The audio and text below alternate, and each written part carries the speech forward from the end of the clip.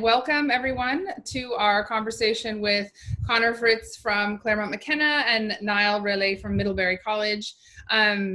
It's great to have you both here all the way from the US. And like I said, it's unfortunate that you can't travel and have dosas and try all the yummy, delicious cuisines of India. But we're really happy that we're able to, create a platform for students to interact with you, learn more about your colleges, and understand, if it's right for them. I think, we've put your email addresses up here for our audience in case, we are going to answer a lot of questions today. In case people have further questions or need to contact you, they can use these email addresses. Just for our audience out there, I want to go through some of the sort of ground rules. Well, you have a Q&A box in your on your screen. You can type any questions that you have for either Conor or Nial into the Q&A box, and we will make sure that those get answered at the end. But the way we're going to start is we're going to have Conor first do a short presentation about Claremont McKenna College and what, are sort of the unique features and points that he thinks, the highlights to sort of cover quickly. So I will hand it over to you, Conor, and then after that we'll hear from Nial, and then we'll get into the questions. Sure. I'm just going to share my screen here. Yes, you should be able to just kick me off. Perfect. Everyone can see? Yes. Yes. So hello, everybody. Good evening or good morning from Claremont, California. My name is Conor Fritz. I'm Associate Dean of Admission here at CMC. We are in Southern California. We're just outside of Los Angeles. We're about 50 kilometers from downtown LA in a suburban town called Claremont. Claremont is not only home to Claremont McKenna College, but it's home to 4 other top liberal arts colleges, aptly named the Claremont Colleges. Together, we create this consortium of schools, and we share quite a bit across this consortium. So at CMC, we have 1,347 undergraduate students, and so that may seem very small for you. But the great thing is, because of these sister colleges, we actually have over 5,500 undergraduate colleges here in Claremont, and we're all within about 1.5 square kilometers. So literally you walk across the street and you're on a completely different campus. What we share are classes. We share majors. So you can see on my screen, it says CMC has 32 different majors, but actually if you add in the other undergraduate majors from the other colleges, which our students can take advantage of, you actually have a lot more options there. You'll also see our top majors here at CMC, kind of in the bottom left-hand of my screen. What you want to note about Claremont McKenna, and I think what makes us very different, is that we are a liberal arts college. So we do give you the broad-based education of a liberal arts college, but we are very much focused on the kind of professional development of each of our students. So while students may be majoring in things like history and biology, they may be majoring in philosophy, what they're thinking about through all of their education is how they can take what they're learning inside of the classroom and apply it through the world and in the professional sense. So we really urge and push our students to be going after a lot of opportunities to develop those skills, develop themselves, develop their resume, develop their thinking that they can then apply to the outside world. One way in which we really facilitate that is through our research institutes. So CMC has 11 research institutes and centers on our campus. These are all privately funded, but they all provide opportunities for our students to be paid research assistant interns beginning their freshman year. Beyond that, all of our faculty are research faculty as well. And when they're looking for help, they often ask our undergraduate students for that help. And so over 85% of our students end up actually doing research with faculty members on faculty-led research. Obviously, if we're thinking about that kind of professionalism in our 4 years here at CMC, we want to talk about the outcomes of where our students are going once they've graduated. So while they're here, they're actually doing a lot of internships, and over 85% of our students do internships or take on personal experiences every single summer. One way in which we facilitate that is through our sponsored internship and experience program. So last summer, we gave over $1.5 million to students who were doing either unpaid or underpaid internships over their summer. And that really allows them a lot of flexibility to take on internships with nonprofit organizations, social enterprise groups, tech companies, and small little startups. So there's a lot of that going on here, and a lot of students thinking, okay, what am I going to do next summer? How is my resume shaping up? What else do I need as a part of my education and a part of my experiences here? We have some really amazing numbers. 96% of our students 6 months out of graduation have landed in a spot. I look at some of the larger universities here in Southern California, and they don't come anywhere close to that. They're off by about 25% when they're thinking about that. You also may think, if I go to a small school, anyone know that? Our largest employers are very large global companies that come to our campus every single year, knowing that they're going to get really amazing new graduates to start in their organizations and companies. So you can really think about that here. A little bit about who we are in terms of admission. We are a very selective institution. So last year's class, we admitted about 10.3% of the students that applied. Again, we're going for small classes here. We're going for the very intimate kind of community-oriented type of place. And you can notice that our international population is also quite high.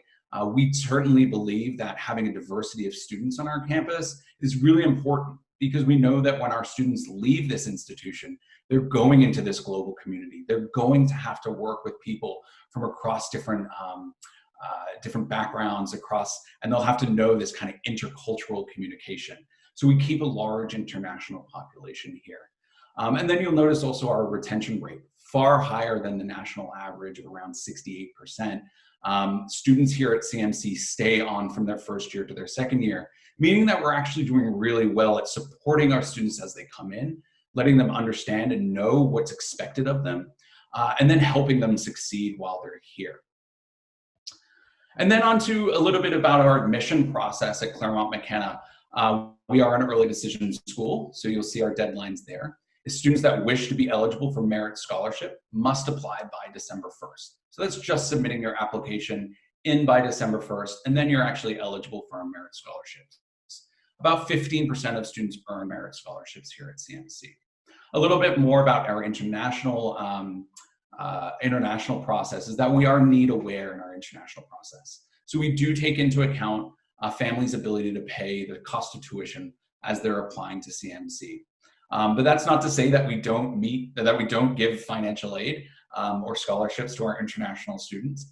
Out of the last 5 years, at least one of our full scholarship recipients, and that's just merit scholarship, have been international students. And we've been able to take about 15% of our international class, meeting 100% of their need. New for this year is we are SAT or ACT and ACT optional school, and that we will not accept any new or at-home online version of the SAT or ACT. We don't believe that they are going to be ready for that, and we don't believe the results will actually tell us what we want them to. And we are going to be offering online interviews, I think starting in June. So if you're interested in that, you can go onto our website and find more information.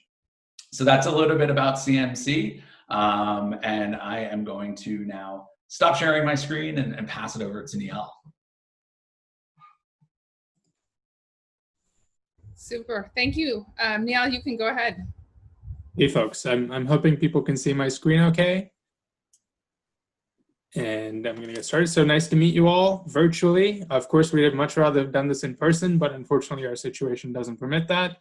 Nonetheless, we hope to engage with you directly at some point or another through this process. One of the benefits for Conor and I working at small institutions and working with international populations in particular is the ability to really get to know our applicants pretty well. So don't hesitate to reach out and start to sort of form a bond with us if you do have any questions, if you want to learn more about particular aspects of the college, even if you want to get introduced to people, to students or faculty who are parts of our community. So I'll get started with talking a little bit about Middlebury. We are a small liberal arts college, have a lot of similarities with Claremont McKenna, but also some key differences. So I'll just spend a few minutes going through my slides. I am a Middlebury grad myself. I actually grew up in India, in Bombay, and moved here in 2008 and graduated in 2012. I was an environmental policy and Chinese major at the college, and really sort of had a wonderful experience. Left for several years and then moved back a few years ago to be part, again, of this community, now in the admissions office. A little bit about the admissions process, just to kick us off. We also do early decision and regular decision, just like CMC, and the application deadlines are fairly similar. We have also this year moved to a test optional policy for the next 3 years, but quite likely will stay in place after that as well. We conduct holistic review, so all the different aspects of an application that you send into us actually do matter. It's real people on the other side sort of reading all those parts of it, so that's a little bit about our process. In terms of financial aid, we do meet 100% of demonstrated financial need for all our admitted students, including international students, and every year we have about a couple dozen international students that we're able to do that for, meet full demonstrated need for financial aid for as well. So that's something that we're super fortunate to do. We really value having an international community on our campus. So let me get started here with the slides itself. So I wanted to start with talking a little bit about our mission statement, because it gives you a really good sense of our college. Through a commitment to immersive learning, we prepare students to lead engaged, consequential, and creative lives, contribute to their communities, and address the world's most challenging problems. So what does that mean for us? First, let's start with thinking about our location and that sense of community that we try to build. We're located in Vermont, which is a sort of tiny, beautiful state in New England in the Northeast, so not far from Montreal, which is of course in Canada, but is our closest big city. Also Boston and New York, as you can see, not too far from us. We do have an airport that's about an hour away in the city of Burlington, which is the biggest city in Vermont. And that's where most folks, particularly from abroad, would fly into, having connected in one of the major cities close by. Vermont itself is this gorgeous, beautiful place. It really is kind of an incredibly inspiring natural location to be in. It is one of the smaller states, so the town of Middlebury itself has about 10,000 people, and this is really this image here, which gives you a sense of the entire town of Middlebury itself. And we were founded as the college's town 220 years ago, so we have a strong connection and bond with our community in town. And we're about 2,500 students, so a pretty sizable chunk of the town are actually college students. And there's this pretty seamless bond between us and the town. It is as being sort of this quintessential college town.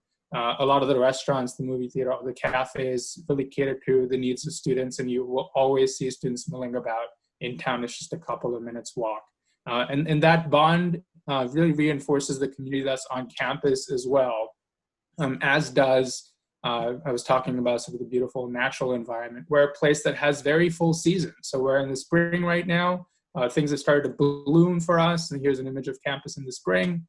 The summer in Vermont is sort of pretty idyllic and just gorgeous as well. Vermont is known for its fall. The image behind me, as well as this one, we're sort of famous for our foliage, which is when the sort of leaves turn colors. We're also a pretty residential campus, and this is true throughout the year. And here's an image, of course, of the winter, which is again, white and very picturesque. But as a residential campus, most of our students, 98% of our students, are on campus for their full 4 years. International students, about 16% of our student body are Americans abroad or international students representing over 75 countries. So that's a sizable chunk of our student body.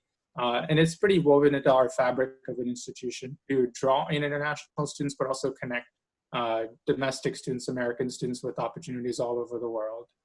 We have an office that's dedicated to supporting international students. And Vermont is one of these places that's considered incredibly safe. Where I live, we never lock our doors. It's one of those places where everyone knows everyone. And that adds a lot to the experience. And that's something that a lot of international students are experiencing for the first time when they step onto our campus and start living in Vermont. One of the cool ways that our international students connect with locals, with folks who live here in Vermont, is through the International Host Program. So every international student has the opportunity to sign up for this program to have a host family that lives in town or in the neighboring communities. You don't live with your host family necessarily, but you will have this bond. You will have a local families to sort of support you and you to connect with in various different ways. So our academic experience, I'm not going to spend a ton of time talking about this just yet, and hopefully we'll get a chance to talk more about it, but it's one which is, it's a high touch environment, right? You're going to be in small classes, similar to at CMC. Undergraduate teaching, we just have undergraduates on campus. So that is the true emphasis, building these relationships, this bond with your professors, and being in this really immersive learning environment that is incredibly hands-on. People often think of small liberal arts colleges versus large research institutions in terms of, you know, which ones have more research opportunities. But when you think about the fact that all our faculty are expected to get published, expected to do research, and they don't have graduate students to turn to, they're working with these undergraduates. And as a result, almost every student on our campus before they graduate is doing some form of high-level independent research or scholarship. And the system is really set up to support that in all these different ways. At our colleges, as liberal arts colleges, you can study really whatever you want. There's tons of options, 1,400 classes for 2,500 students, so just do the math there. Plus, we also have some innovative ways in which we approach the curriculum. This slide talks about the facilities that sort of go alongside the opportunities as well. You know, we, for example, for our small community and our small physics department have a full observatory. The night skies in Vermont are really clear often, so it's sort of the perfect place to be doing that sort of hands-on research. We don't have an ocean in Vermont, but we have an oceanography program and a research vessel, right, that our students can work with. We also have 3 experiential learning centers: the Center for Community Engagement, the Center for Careers and Internships, as well as the Innovation Hub for students who want more of that hands-on experience with working with communities, working on innovation, working on entrepreneurship. And also starting to develop their entrepreneurial and career skills in different ways. And here's sort of research symposia that our students do. One thing I want to highlight, and I want to keep us moving here so we can get to a lot of questions, is our ability to connect this very deeply rooted community in Vermont with the bigger world. We're known for our strength in the languages, for our international programs, for our strength in thinking about sustainability and environmental programs as well, and have some of the best science facilities that undergraduate students can access. So those are some things that you might experience if you were a student at Middlebury. This slide shows you our schools abroad. So 2/3 of our students study abroad at some point or another, and all the blue dots that you see on our school on the screen are actually Middlebury schools abroad that we organize, we offer to our students, and a lot of our students take us up on as well. So that really takes us to talking about what's next for our students. Our students, similar to Conor and CMC students, are heading off into the world with a ton of success. We have $1 million set aside every year for students to cover the cost of unpaid and underpaid internships, and they're doing amazing things with those resources. And similarly, again, to the success that students see at CMC, students at Middlebury are going on within 6 years to be employed at a really high rate, to be seeking postgraduate education, but also involved in fellowships and other opportunities. So only about 4%, so 96% of them have a plan already in place 6 months after graduation.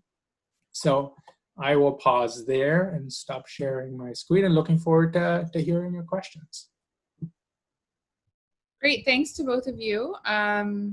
Just a second. I think I'm gonna, so I have, we're getting lots of questions from our audience, and I have some questions that we've prepared as well. So let me just get started on the Q&A right now. I think normally I jump into sort of the red pen questions first, but I want to actually kind of address some of the specific questions that are coming across on the chat first, so that people feel like we're sort of responding to them sooner than later.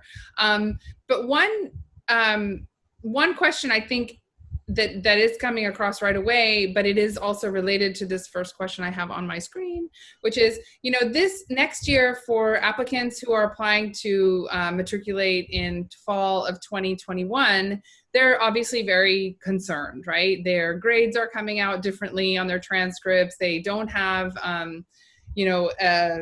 their 11th grade is like this big sort of black hole at the moment, and everything is different.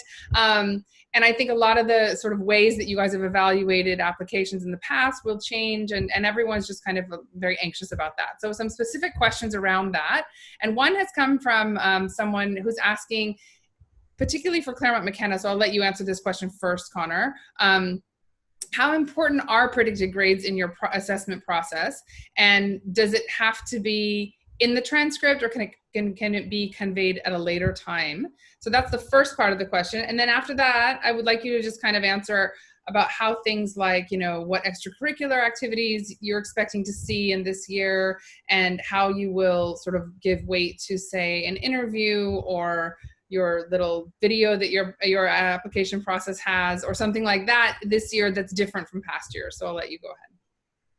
Sure. So I think liberal arts colleges, it's always difficult to kind of grasp what exactly a liberal arts college is looking for.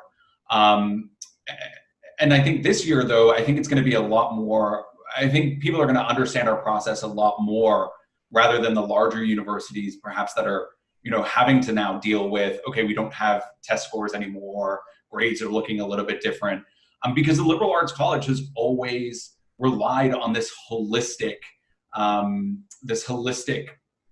review of each application. So we've been doing this for years, of not just relying on a single test score or what a student's transcript is ultimately saying. We will obviously want the students to be working hard and doing well. We also understand the reality that your junior year, and perhaps even part of your senior year, is going to look very different on your transcript. And so we're really going to pay attention to, I think a lot more about what your teachers are saying about you, what your counselors are saying about you, and how you work as a student. And then we're going to be paying, like we always do, attention to how you're interacting within your community. Where are you putting your time outside of the classroom? Perhaps what have you been doing at home, and how have you been trying to still engage with your community from being, socially distanced with your peers and with your school community. So I think there's going to be a lot for us to look at, and a lot for you to talk about as well in your application. And it's just going to be different. And I think you just need to understand that. Okay. I don't think there's any specific thing that we're looking for.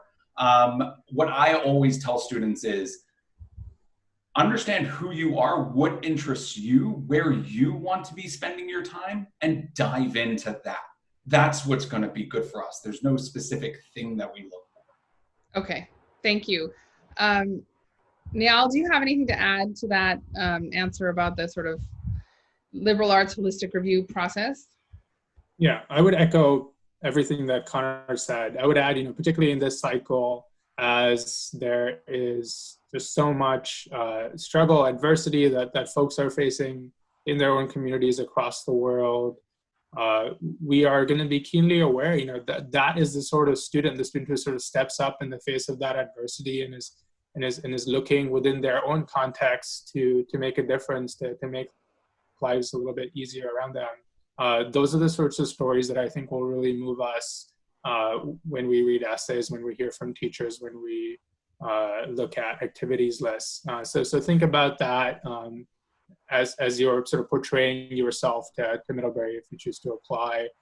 Those are the sorts of students that we hope will take advantage of the opportunities and resources like at schools like Middlebury and CMC and make a dent and impact in the future. So that's another additional layer that I think this year poses as I hate to say opportunity, but as an avenue for students to really critically engage with. Okay, that's helpful. I think it kind of just to kind of recap, I think it's not as if you guys are saying, okay, the interview used to count for 35% and now it's going to count for 37, and the demonstrated interest was 15 and now it's going to be 18. So there's no kind of formula that you're readjusting for this period. Okay. And I think I'm really glad you said that, Conor, about teacher recommendations, because I think there are a lot of counselors on the webinars, and they are listening and trying to understand, how to support their students through this. So that's really helpful that, that those of us as counselors who are supporting students in schools need to also now go back and make sure that our teachers understand that there's another layer of nuance that they may need to give to the letter of recommendation. So thank you. That's really helpful. Okay. I think you'll generally, sorry to jump in. I think you'll generally find across the board with colleges like ours that we're going to be really flexible and open and try to understand, if you have certain things that are coming up on your transcript, what the reason for that is. I think this is an unusual year, and we get that 100%. So you'll have an ally in our offices when it comes to the fact that this is not like any other year in the college admissions process. Okay, great. Along those lines, I did skip to the next question, but actually I just got another question that's related, and I think it's interesting to hear your answer on this. Is that we do actually, even at the Red Pen, work with a lot of students who will transfer schools, and sometimes internationally, between 10th grade and 11th grade. So they'll go do the IBDP program in, say, a boarding school or something like that, right? So for those students who are now also looking at a sort of an uncertain situation for their 11th and 12th grade, if they have a interruption and decide to take a gap year in the middle of that, how would you view that? I mean, would you, I suppose, just be looking for them to be using it productively? Conor?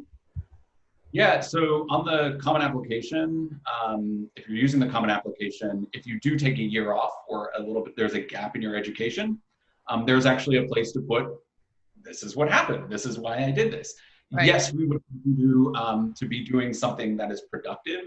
I think not only for CMC or college admission, it's good to do something productive, but if you plan to be successful when you continue your education, you better be doing something productive, or else you're gonna, really quickly, it's gonna be very tough. Okay. And on the topic of deferrals and this strange year that we're in, how are you guys considering deferrals? What do you plan to do when students are asking for them? And how do you see it affecting the fall 2021 applicants? Niall? Yeah, we are still to make a decision as a college about what's happening with the fall, whether we're going to be having classes on campus, what would that look like if we are doing that. We have to work closely with state authorities as well as national authorities to sort of make that decision. So I would say that we don't yet have a very concrete sense of what that would look like, and that will impact our deferral, our ability to sort of make those decisions as well. That's all related, of course. We are going to try to accommodate what a student wants, particularly a deposit student. We really are going to work hard to accommodate what they want, and to ensure to give them as many options as possible as they are trying to navigate these uncertain times as well. So we are laying out sort of, we're scenario planning, right? So if this were to be the case, if this is the decision that the college makes, here are the options that families have. We have the advantage, particularly for international students who have the additional layer of having to get a visa to come to campus in September. We have the additional option of a February start program that is fairly robust. So about 120 students every year will start their Middlebury careers in the middle of the first academic year and actually graduate a full 4 years later. So none of their experience on campus is sacrificed. So that might be one of the routes that a lot of our international students will have to take in order to start in February instead of September. Okay, great. You want to add something? Yeah, I would echo a lot of that. I think there's two parts to this question, though. One is the regular deferral process. in which that starts right now for our incoming students. And we have to say yes to that. We have to say yes to their plan. And they have to come up with something where they are actually using their time productively. So that's the first part. The second part, of course, is going to be, can students make it to us, especially international students? And in this case, we're going to be really flexible and really aware of what the issues and problems are if we open in the fall. But we're also going to protect the juniors. We will protect the rising senior class, and making sure that we have space on our campus. That will be certain. At some point, we may have to cut it off to protect the class behind them. I see. Okay. Yeah, I will say we're just kicking this process off of starting to hear those requests and starting to sort of communicate with those families about sort of what the interest is in doing and sort of where that's coming from and how can we support students to make decisions that they truly want and not feel that they're sort of cornered into making a particular decision they're not actually interested in. So a lot of conversations going on this particular topic right now. You had also asked about how it impacts the next year. That's also kind of unknown at this stage, right? We don't know how many students will eventually be rolled into next cycle just yet. That is something that both our campuses do fairly often, though. That is a pretty normal part of our process. We have a ton of students every year. At Middlebury, it's about 40 students every year who choose to take a gap year. So we anticipate some of that. The extent of that, we don't yet know. And I suppose you also have to balance all that against your study abroad students who may not be going or things like that, right? Right. Okay, great. So that's all up in the air. All right, I'll move on to this question now. So the question is basic, what kind of student would thrive at your campus? And I think you both talked a lot about, what your campuses are like and things like that. But I guess here, we often hear admissions reps say things like, a student who loves to get involved and a student who's really outgoing.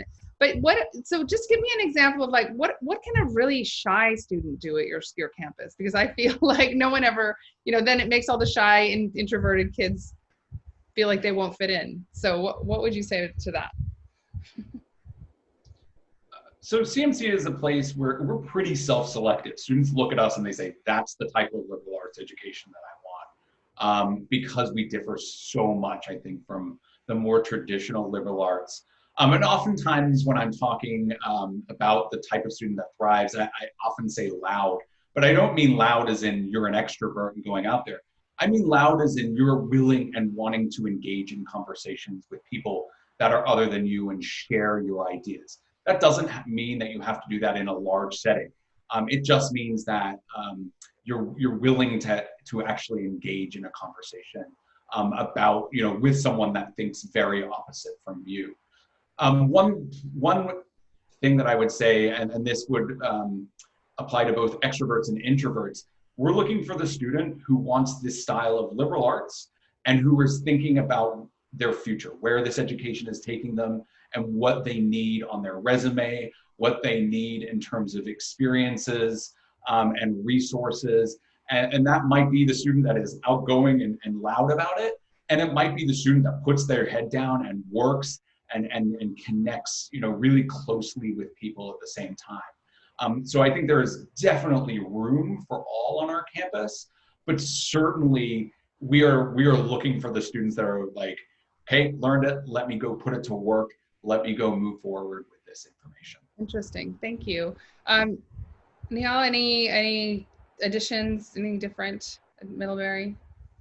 Yeah, one thing that I can say with some certainty is that we are not necessarily a good place for people who want to have that big city experience. That's not what we can offer our students. Not to say that our students are not incredibly engaged on campus. We have a very busy student body that leads a ton of student activities on any given day on our campus. It is an extremely active, engaged, kind of fun, busy place. So it is a different sort of experience, though. So there isn't much of there isn't a ton of anonymity in a place like like our campus, you are and will be, as just a function of the numbers, a known entity on our campus. And a lot of students take that in different ways. We attract in Middlebury similarly a sort of self-selecting group of really driven, motivated students who let that manifest in various different ways. There is no cookie cutter mid kid, which is fantastic, and that's where a lot of the innovation happens. That's where the campus grows and evolves with every generation of students. That's great. Okay, I think you both really given I think of a broad answer to that question. So thank you. All right, so this is one that, you know, as you both know, because you travel to India and Nial, you have a personal connection. You know how anxious parents can get about sending their children so far away. And, you know, so safety is always a concern, but in this situation, I think a lot of parents are asking us, you know, should we send our kids, and what has X college done? How did X college handle, you know, the situation versus Y college? So can you tell a little bit to our audience about how your colleges kind of responded initially? Nial, why don't you start? Yeah, so the college here was very quick to respond to the crisis and made a decision to sort of move to online learning and start having students return home at a point where a lot of students were like looking at the news and were like, we're fine in Vermont, this is going to be okay. And, you know, surely enough, it picked up across the country, including in Vermont, and people were really glad that that decision was made. So we're also able to sort of handle this on a person-by-person, case-by-case basis. There are, in fact, still about 100 students who are on campus and are supported by the dining staff and in a really sort of, and the housing staff in a really safe way. So there's a lot of thought and attention given to every single's particular needs. These are students who often might not really have a home to go back to, or their countries aren't permitting them to come back in. So in those situations, of course, we're not going to kick these students off campus. So that's one of the advantages. It sort of goes to show a little bit of how we're able to work directly to work with students to make sure that the priority of safety is always first and foremost. And that was definitely in play as we responded to the COVID-19 situation. Yeah, I would say if you're deciding, you know, why would I go to a large university versus a small college? This is exactly why. This is what we do. We take care of our community. We take care of our community members, and we make sure that each one of them is safe. And that's exactly what liberal arts colleges did across the country. Here in the US, it wasn't, oh, we're not sure, or you can stay on campus. It was, how can we help you get to where you need to be and be the safest? And so each of us, we have a significant portion of students still on campus that are international. They are socially distanced, they are taken care, but it was way more than that. It was, okay, you need money for a flight. Here, you know, let's book that for you. We shipped at least 2 cars across the country because students couldn't come back after spring break to pick those cars up. We've done so much to make sure that our community is safe and that they're well supported with where they are. We bought, I can't even tell you how much technology to support students that didn't have technology, that didn't have internet access or laptops at home. There's so much that we've done. Beyond this, Claremont McKenna College, I think, is really, and this is not widely known, but Claremont McKenna College has definitely made sure that we're protecting our graduating seniors as well. And this is what I want you to think about as you're thinking big university versus small. It's the support. So CMC has announced about a few weeks ago the Impact Fellowship, where for each of our graduating seniors, we'll have access to $5,000 for each 3 months for the next year, to make sure that our students who perhaps their plans have fallen through for after graduation, companies weren't able to hire them, that they can apply for this fellowship, and it would go out to all seniors that apply, to take on perhaps an unpaid internship, to start an organization, to do community service work. And it's $5,000 each 3 months. They reapply every 3 months. And if they need additional funding for housing, for whatever, for living needs, they can actually apply for additional housing as well. And so our goal is not to have all students on this for 12 months, but after 6 months, be at around 80 to 85% of students that have now transitioned either into full-time work or graduate school, to make sure that that 96% of our students having something to do after 6 months is up there again. And that's exactly what a liberal arts college is going to give each and every one of our community members and support our families. And our alums, our parents have all rallied around this, offering support to our graduating seniors and our current students. And in fact, I'm gonna guess that we've actually raised more money from our alums and parents over the last 45 days because it's coming together as a community to support this place. Wow, that's really quite an inspirational story, actually. And I'm really glad you mentioned it, because I think what I'm hearing, not just, I mean, someone did ask the question on this chat, but also just generally, I'm hearing from admissions offices as well as from families, you know, all this concern about the cost now that everything is online. And the assumption is, you know, everything must be cheaper because it's all online. But like you said, you're buying technology, you're supporting students in other ways, and you're using, you know, the college's fees and funds to do all of that. And that's really important. So I think that there is, I mean, those are reasons why I think a lot of institutions are not reducing fees when they go online, which I'm assuming you would not also. But if you are, let me know. Okay, yeah?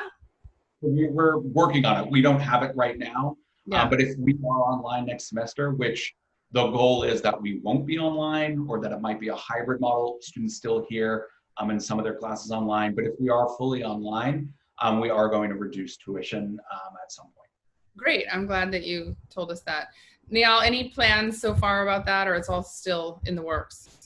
Still in the works, yeah. So we don't, I can't share a concrete answer about that just yet.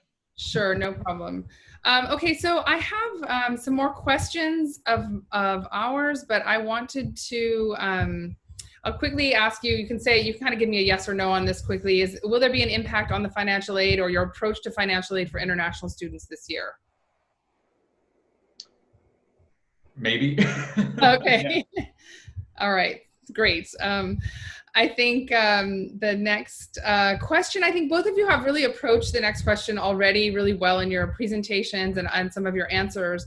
But what I did want to ask you about, because I know you both, this is kind of a combined question, but I know that, like, I know CMC has some real unique sort of programs that that aren't necessarily about internships and jobs, but just sort of experiences for students that I think help them, you know, get the most out of what the university has to offer. So I wanted to know, and I'm getting questions about that right now. So I wanted to know, can you tell us a little bit about some of your special programs, like your unique programs like the Athenaeum and the Washington, D.C. program.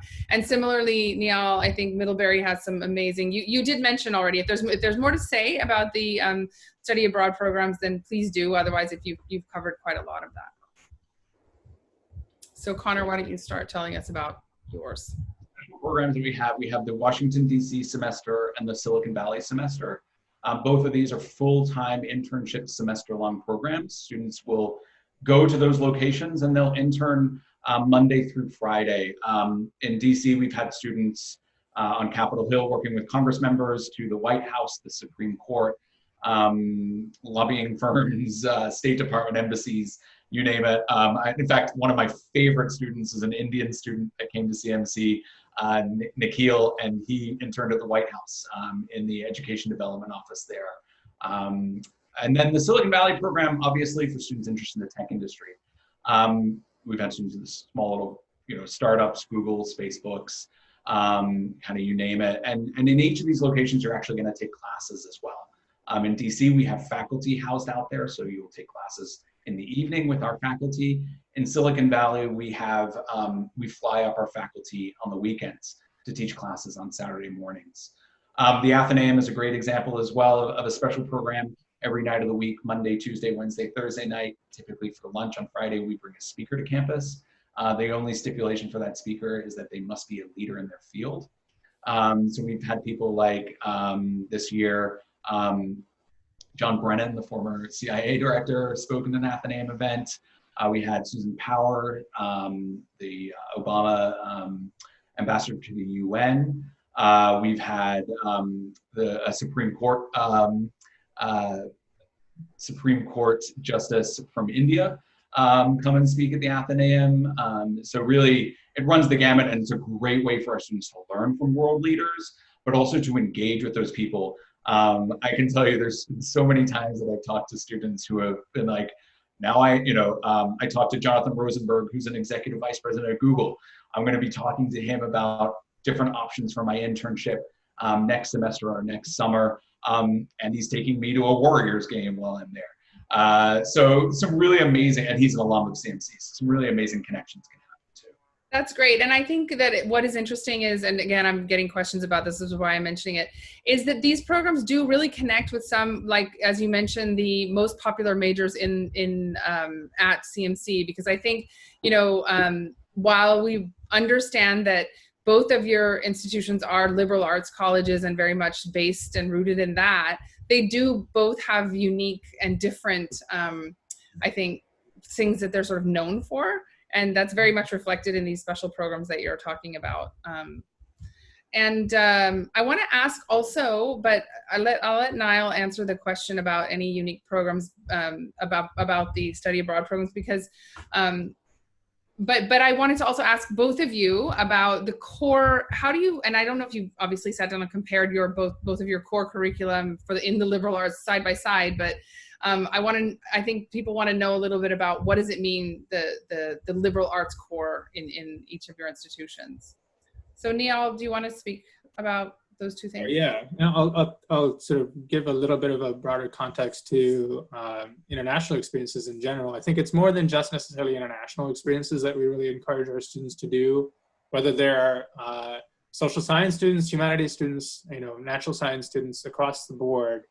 We are encouraging students to just step out of their comfort zone and have immersive experiences, whether that is in a career or internship field, whether that is in an academic field of study.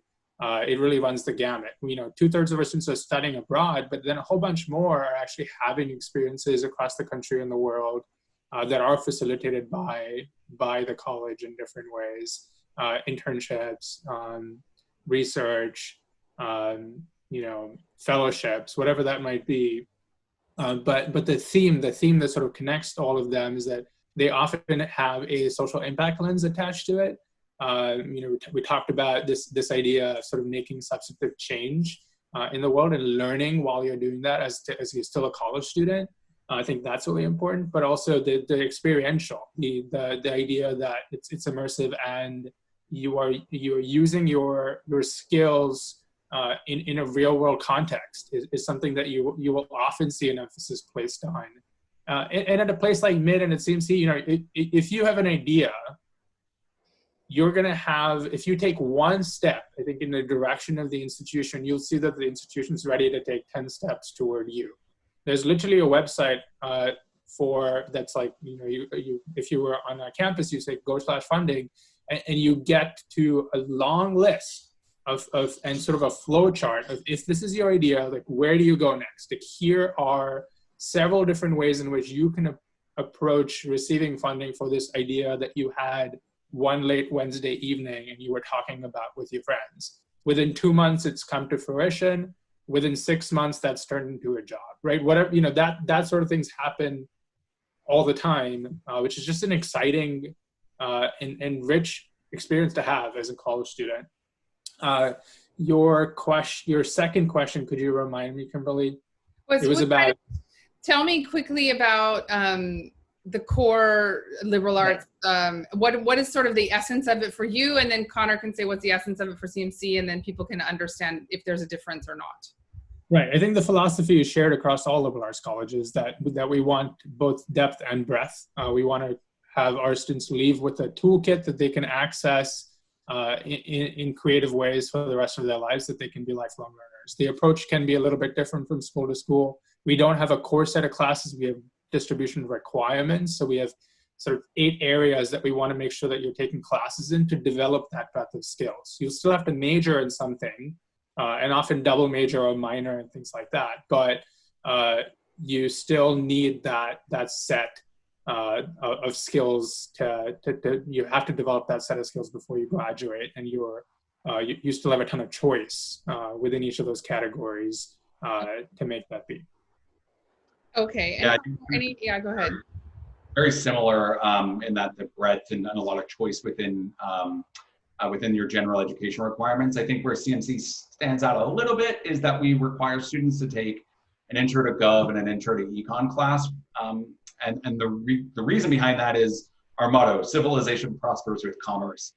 We understand that in order to affect change, that you're going to need to know how public policy works, and very much economics and the flow of goods and services is necessary in all fields. And so those are two areas that we want our students to, regardless of their major, to come out with. Okay, so just to clarify that for everybody listening, even if you're a psychology major at Claremont McKenna, you have to take economics and government, right? Okay, got it. That's good. Good to know. Okay, so we have a little bit of time left, so I'm going to throw out some quick ones that I'm getting here. One is, and I don't think either, or maybe you mentioned it and I missed it, but I don't know if either of you mentioned if you guys are Division 1, Division 2, 3 sports. But I have a question about athletic recruits. So is the situation this year going to impact athletic recruiting, and how so, if you can answer that question? We're in Division, sorry. Yeah, I should call on you, Conor. We're both Division 3 colleges, so we both compete. Actually, both of us compete at very high levels within Division 3. Oftentimes, I'm watching the Middlebury tennis team out here. So we travel, especially between our conference and Middlebury's conference. We're very similar institutions. How this will affect recruiting, I'm not terribly sure. I know our athletic staff, our athletic faculty are out recruiting for next year's class. And just like they need this year, they need to have competitive teams next year as well. So they're all recruiting as normal. Okay. Yeah, Great. same. I don't think recruiting is going to be affected way too much. We also draw internationally for our teams, and a lot of that traditionally has also taken place online in any case. So I think that will continue in that particular format. Yeah, we are largely Division 3. We have a couple of Division 1 sports, so squash and skiing. We're fortunate to have our own ski mountain about 20 minutes away from campus, so that facilitates that in particular. But yeah, largely Division 3. It's about 1/5 of our student body are involved in varsity athletics, but you needn't be a varsity athlete to be active on both our campuses in sport, intramural club. There's a lot of different opportunities, and the facilities are incredible that go along with that. We have an 18-hole golf course that's adjacent to our campus just for our students. And you don't have to be on the golf team to play there. How many months a year can you golf? Right? How many months? Oh, that's a good question. Yeah. Good chunk of the time that students are, particularly in the fall. Yeah. Okay, one other quick one I'm getting is, and I'm asking this because it's interesting. I have not actually heard this, but someone has said that there are rumors going around that there will be a decrease in international admissions intake next year, and that mostly local students will be admitted next year. Any truth in that? That's kind of contrary to our mission as institutions. We want to ensure that we are bringing to our campus global diversity, and that also does mean not just students from a couple of countries. We have 75 countries represented on campus. That doesn't happen overnight. It's about building a reputation, sticking to your word, and sticking to a commitment to build an international campus, and that will continue. We don't know how funding will impact international financial aid. In all honesty, just yet. We do at the same time know that will continue to be a priority for us going forward. Okay. Conor, you can answer that question, but I also just wanted to tack a few onto there, which I've got quite a few very CMC specific questions. I'm going to ask them. One, and they're both about your application process. So one is about this new recently implemented online interviews. Is it mandatory? Why is it there now? And then what are you looking for in the optional video? So just back to Nial's answer, 100% absolutely agree. There's no way that we are pulling back on international recruitment or recruitment from around the country or around the world. That will continue to happen. We will continue to be a global community. In terms of, and then the next one was the interview. So the interview, why are we doing that? I'm pretty sure all schools that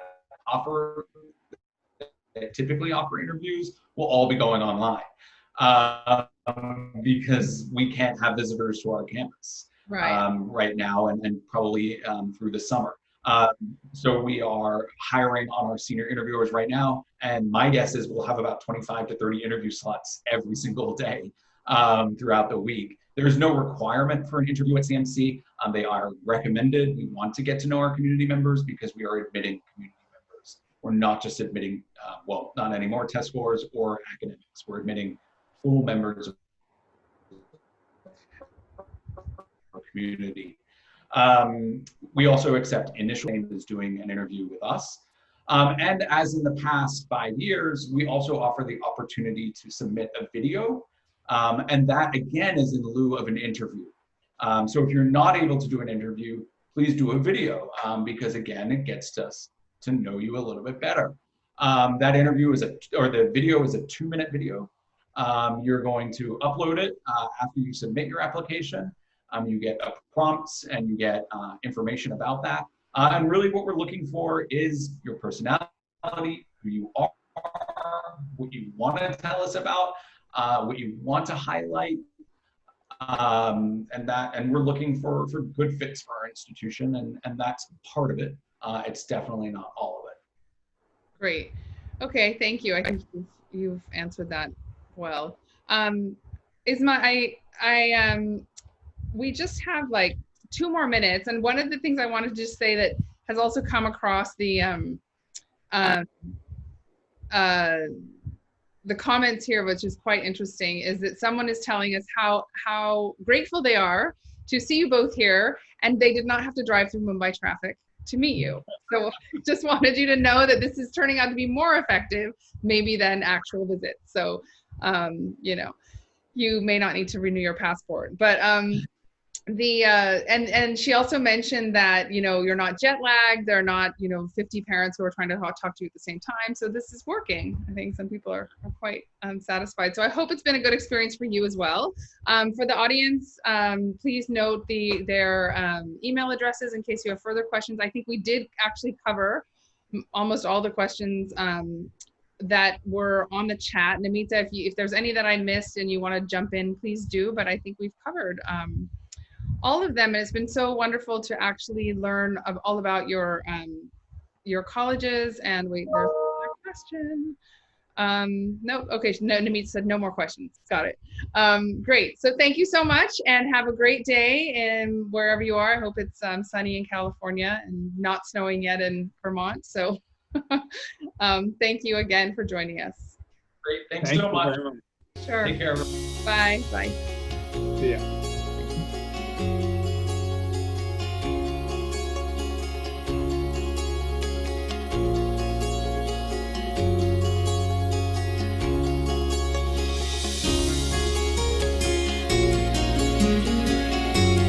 Mm-hmm.